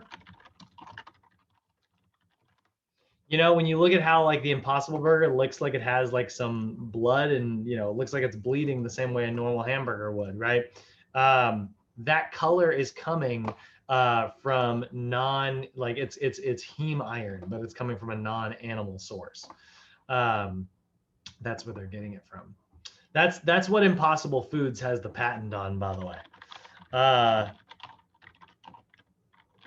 They have a patent on how to produce heme iron. You know, they figured out how to get heme from non-animal sources. That's what makes Impossible Foods a pretty freaking good investment if you're buying stocks. So really good sources: cereals, cream of wheat is a good source, Cheerios, lots of cereal sources. They're adding a lot of iron to that. Natural sources are like lentils, spinach, chocolate can actually have it. Liver is packed full of iron, kidney beans, chickpeas, you know, lots of really good sources here. And then, yeah, you're going to get it from like red meat and beef and things like that. Zinc, another really good one, keeps your immune system healthy. Zinc was actually probably one of my favorite minerals. Zinc, by the way, is how your immune system white blood cell. Let me see if I can find a picture of what I want to find. Kinda. So your white blood cells, right? These freaking cells that you have cells that are called natural born killer cells, which is the freaking coolest name for a cell type in the body. That's their scientific name, by the way. Natural killer cells. And they go around and they kill things. And the way that they do that is they actually basically like inject a virus or a bacteria with a, hey, target and kill this thing. And then these giant, what are called macrophages come along and then they eat it later. So natural killer cells are really, really cool. How does that work? They actually use zinc. Zinc is how they make their little projections. That's how they mark.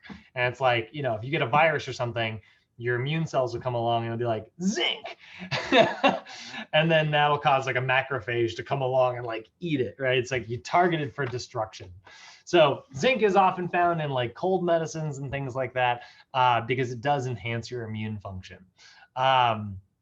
Deficiency means that you might have a weak immune system. It also leads to deficiency and low testosterone levels in men. We use zinc in our testosterone production as well. Good sources are animal products, fish, eggs, whole grains, wheat germs, beans, things like that. It's kind of a fun one, right? And then you get a lot of this from like shellfish, like oysters, crab. Those are really, really, really good sources as well. And then you get it from like beef and liver and turkey and things like that. But non-animal sources, Cheerios, yogurt, cereals, things like that. Chromium, really important. This actually makes insulin more effective. So we definitely want to make sure we have chromium in our diet. Deficiency can lead to like low glucose levels, or I'm sorry, high glucose levels. So sometimes diabetics will actually take a chromium supplement. And so really good sources of this are like mushrooms, actually. Mushrooms are a really good one. Mushrooms, prunes, nuts, whole grains, broccoli, wine, cheese, and egg yolks, and then asparagus, dark chocolate, and some beers. I always like that it's like dark chocolate, asparagus, cheese, yolks, mushrooms, a lot of stuff that's very pungent is sort of how I think of like chromium in the diet.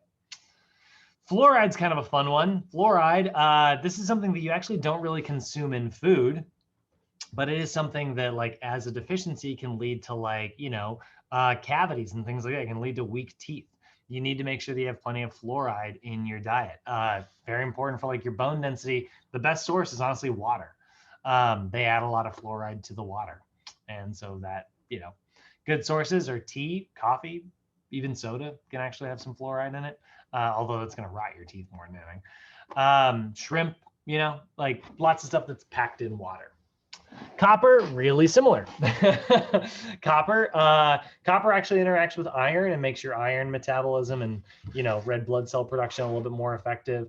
Can prevent anemia. This is an antioxidant for like a lot of enzymes.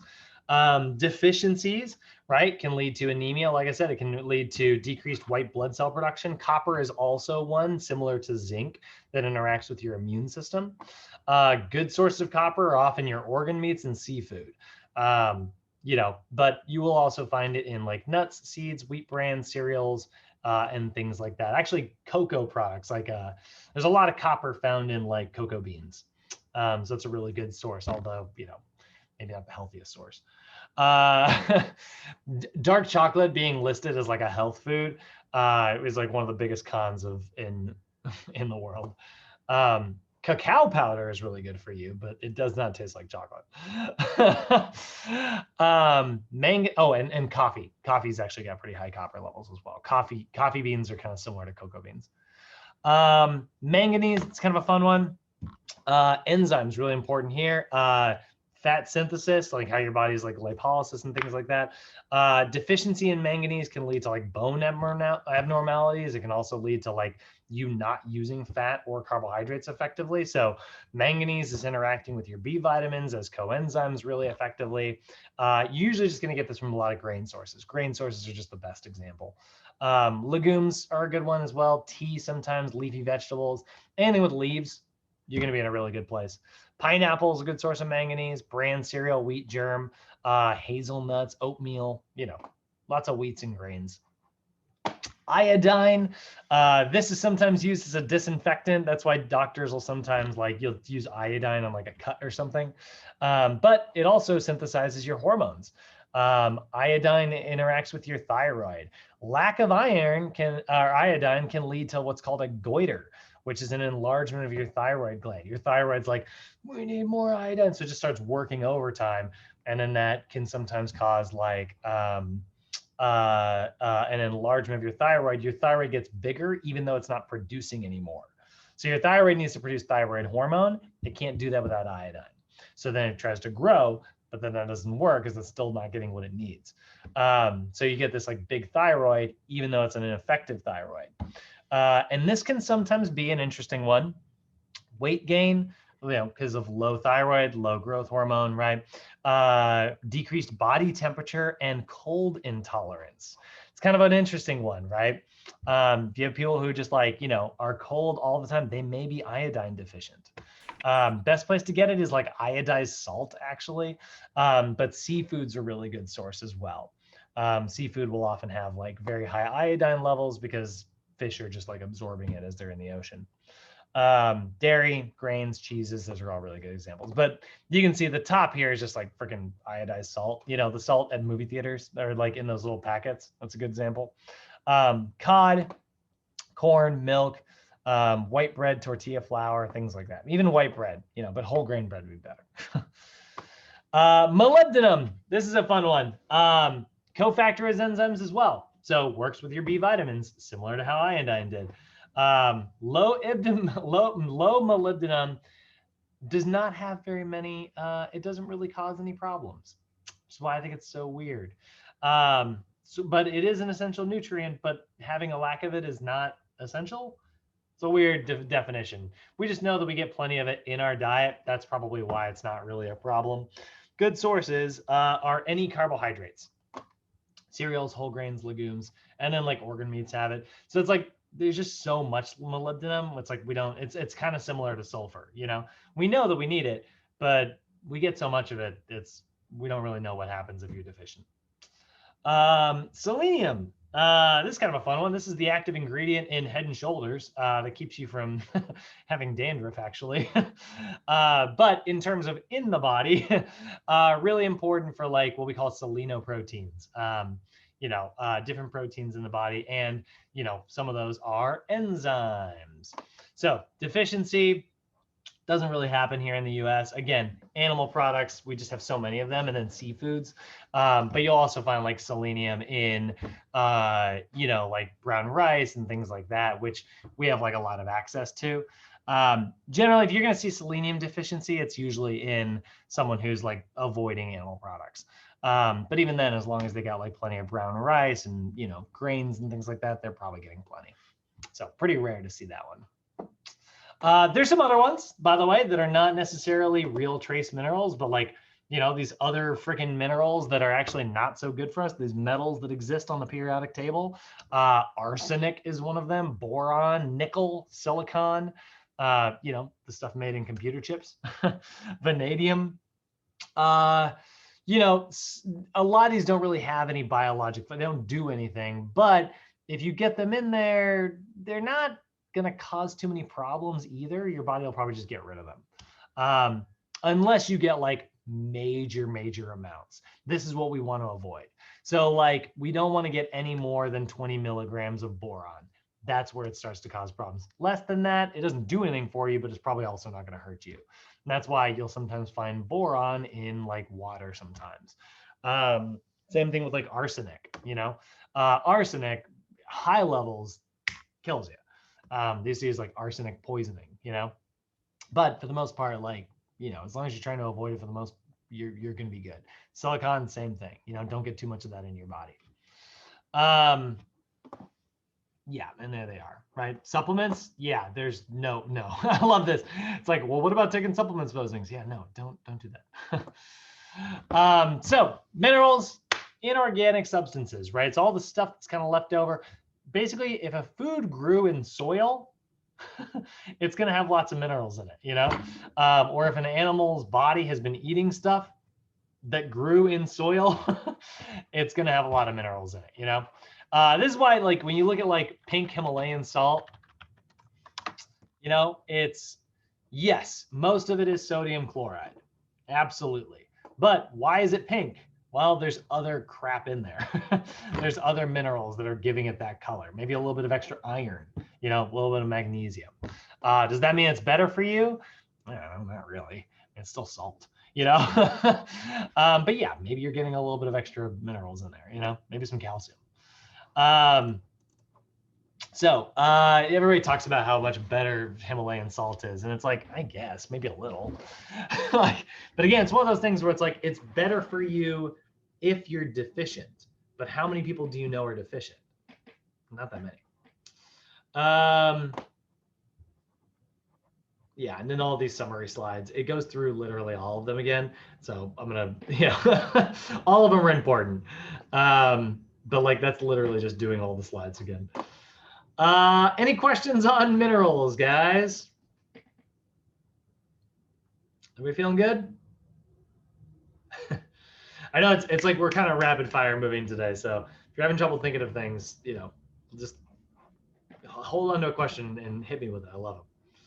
All right, let's look at water, the most essential nutrient. Friggin' important, 55 to 60% of your freaking body weight is water. Now there is sort of a difference between intracellular water and extracellular water. Intracellular water is the water in your cells. Extracellular water is the water outside your cells. So like if I were to drink this tea right now and like get it into my body and and you were to measure like the total volume of water in my body, the water would be a little bit higher, right? Just like if I were to drink salt water, yes, there would be more water in my body. But you've probably heard that salt water dehydrates you. Why the heck does that happen? Well, that's the difference between your intracellular and extracellular water. Salt water pulls the water out of your cells. So it pulls intracellular water to become extracellular water. So drinking salt water will cause bloating. And yeah, you will have high water levels in your body, but you do not have high water levels in your cells. And that is very dangerous. That is very, very, very bad for you, which is why you should never drink salt water, especially if you're on like a stranded on a deserted island. Then you really should not drink salt water because it will kill you faster. So really important because it helps us regulate our temperature. It produces bodily fluids, which we use to lubricate everything around the body. It stores concentrations of electrolytes. Electrolytes like sodium and potassium are going to be suspended in water. It also helps us balance out our pH levels, which is really important. You know, acids and bases, right? We're balancing our pH. Water is pretty neutral. So, you know, if we're too acidic, we use some water. If we're too base, we use some water, you know? Generally, most people are not enough water, so most people are very acidic. Good sources are obviously drinking friggin' water. But you are going to get some water from like fruits, vegetables, and certain other foods. I mean, you know, even Cheerios, which is like the driest cereal in the world, there's some water in there, just very, very, very, very little. And then there's also metabolic water. Your body, when it produces metabolism through the electron transport chain and through the Krebs cycle, CO2 is a byproduct, but so is actually a little bit of water. So how do we lose body water? We're constantly like flushing it in and flushing it out, right? How are we losing this stuff? Well, we lose it through urination, you know, obviously when you're peeing stuff out. That's your body's waste system, right? Your body is like, all right, all the stuff we didn't use, all the crap that we didn't end up using, well, let's get it out of the body. Your urinary system uses that. But not all of your water gets absorbed when you drink it. Not all of it enters your bloodstream. Some of it stays in your large intestine to lubricate your stool and things like that. So defecation is also how you lose some water. And then obviously sweating is another big one. Think about how much sweating you're doing right now. I know you might be like, I'm not, I'm sitting in an air conditioned room. You know, like it's not really that high temperature in here, but I guarantee you everyone is losing a little bit. There's little like microscopic, we call it insensible perspiration. It's the little bit of water loss that occurs, you know, through like tissues just kind of losing it and it's evaporating just like water normally does, you know. You are sweating just a little bit and you are losing a little bit of water just passively. This is why we have to continue drinking so much water. How much water, think about how much you lose when you're sleeping. Do you lose per night while sleeping?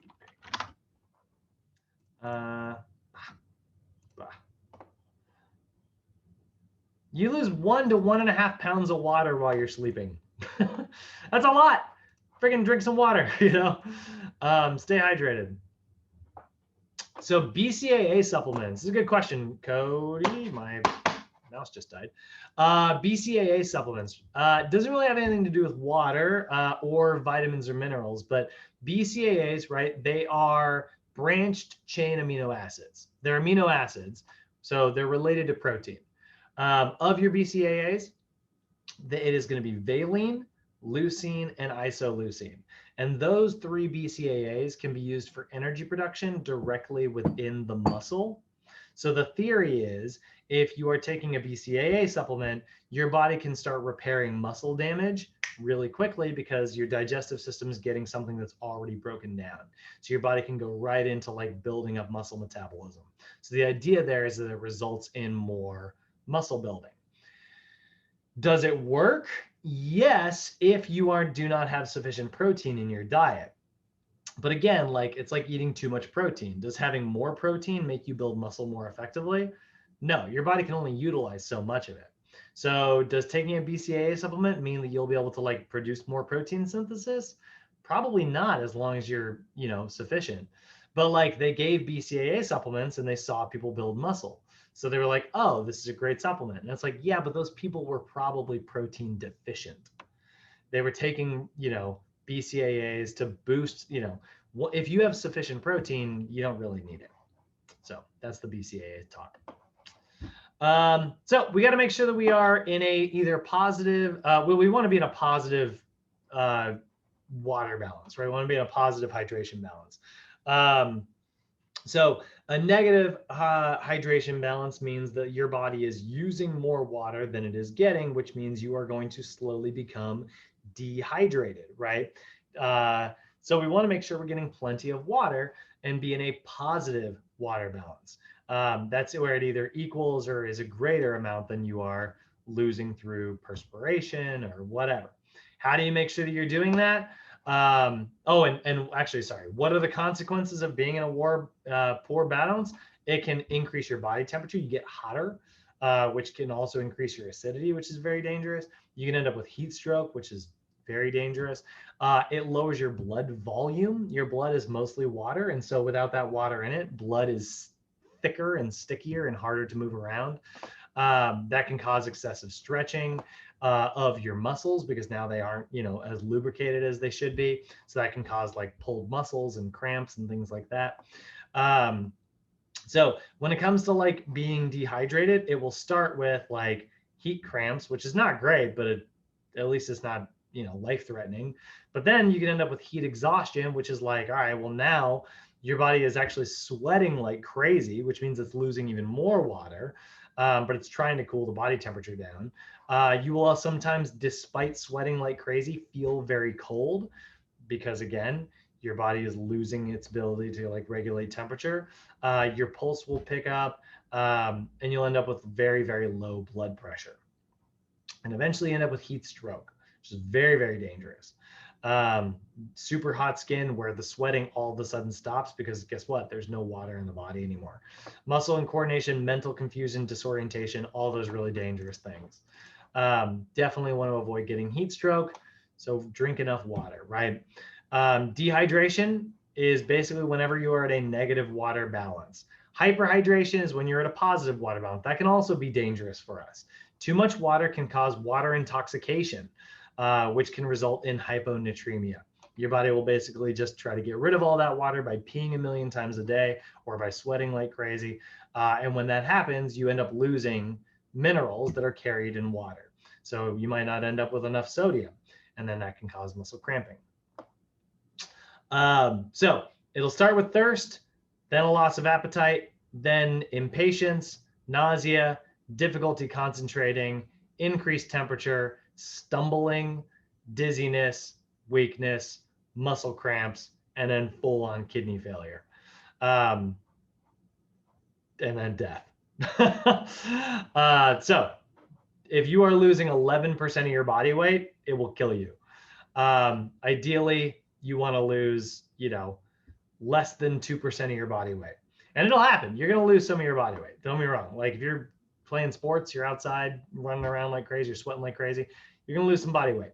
But ideally, it should not be a very substantial portion. You should not be losing more than 1 to 1.5 pounds of body weight. Here's the best way to monitor your hydration status, by the way. Check your urine. Ideally, your urine should look like a lightly colored lemonade or somewhat clear. If it looks like that, you're in a pretty good shape. That shows us that you are very well hydrated.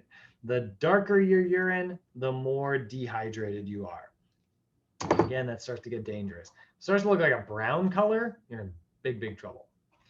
So how do we make sure we're getting enough water? Well, the USDA recommendations are going to be about 3.7 liters a day for men and about 2.7 liters per day for women. So that's just under a gallon for men and about under, just under like 3/4 of a gallon for women. The more active you are, though, the more of that you are going to need. So here's our recommendations right here. For youths, it's a little bit less. Their body's obviously way less. And then certain foods will have, will have pretty sufficient levels of water in them. Lettuce, oranges, potatoes, chicken. those, you're actually getting some water from those materials there, you know. Cereal, not so much, you know. There's some, but you know, not a lot. Caffeine and alcohol do have water in them, but be aware that is similar to drinking salt water in the sense that like both of those materials have all this other crap in them. So the amount of water that you're getting from drinking like a coffee is not pure water, you know. Do not count, like if you drink 8 ounces of water, that's not the same, or drink 8 ounces of coffee, that's not the same as drinking 8 ounces of water. That could theoretically even dehydrate you.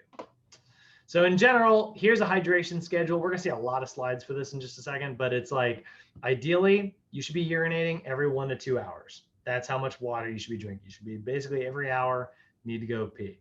Try to keep your urine like a pale color, right? Like lightly colored lemonade is about as yellow as we ever want to get it.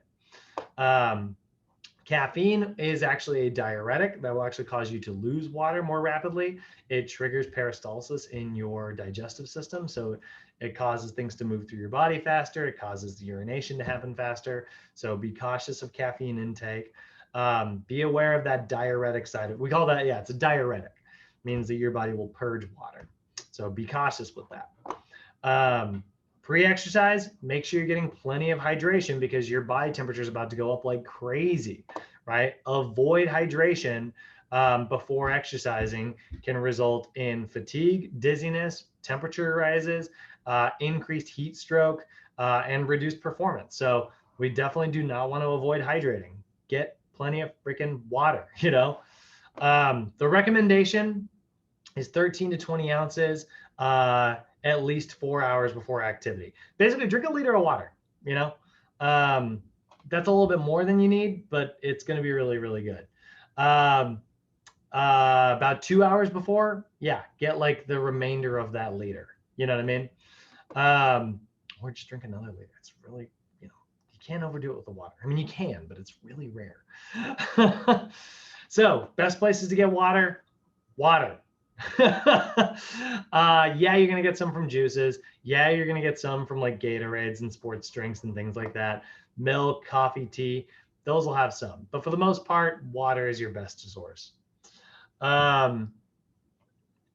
So hydration during exercise, that's another really important one. While you are exercising, you should be drinking, like if you're working out in like a really humid, hot environment, you should probably be taking about 2 to 3 liters of water per hour if you are sweating like crazy. Short duration activities, a little bit less, you know. You know, maybe if you're losing a little bit of like sweat, you're losing a little bit of that sodium, potassium.